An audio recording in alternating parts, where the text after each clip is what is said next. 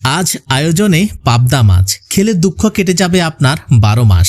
স্বাদ ও ঘ্রাণে রাখবে আপনাকে মুগ্ধ। রেসিপি চাইলে পুরো ভিডিওতে থাকুন আমার সাথে যুক্ত। রেসিপিটা কেমন হয়েছে দিবেন কমেন্টে জবাব। আশা করি এতে নেই কোনো কিছুর অভাব। স্বাদে আপনাদের খাওয়ার টেবিলে আনবে প্রাণ। দুর্দান্ত লাগবে তরকারির ঘ্রাণ। পাবদা মাছের রেসিপি তো চলুন, তেমন কিছুই না। প্রথমে মিক্সিং জারে টমেটো, কাঁচামরিচ, পেঁয়াজ, রসুন, জিরে, শুকনো লঙ্কা দিয়ে তৈরি করে নেব অসাধারণ এক মশলা, যা এই রেসিপির প্রধান আলোচনা। কেটে ধুয়ে রাখা পাবদা মাছে লবণ, হলুদ, মরিচ ও জিরা গুঁড়া দিয়ে রান্নার করব সূচনা। তাহলে শুনতে থাকুন আমার বচনা। একে একে মাছগুলোকে করে নেব ভাজা। রেসিপি ভালো না হলে দিতে পারেন আমাকে যে কোনো সাজা।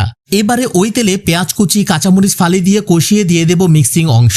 ভালোবাসায় আন্তরিকতা না থাকলে হয়ে যাবেন ধ্বংস। একে একে লবণ, হলুদ, মরিচ, ধনিয়া গুঁড়া দিয়ে করে নেব কষা। ভালো খেতে চাইলে পকেট থেকে হয়ে যাবে অনেক খরচা। তেল ভেসে আসলে দিয়ে দেব পানি। আপনাদের খুব খিদে পেয়েছে তা আমি জানি। এবারে ভাজা মাছগুলোকে দিয়ে দেব কড়াইতে। সবাই চলে আসুন আমার বাড়িতে। এবারে গোটা কাঁচামরিচ ও গোটা রসুন দিয়ে দেব ঢাকা। জীবনে ভালো করতে চাইলে সচল রাখুন আপনার কর্মের চাকা। এবার ছড়িয়ে দেব অশুভ নামের পাতা।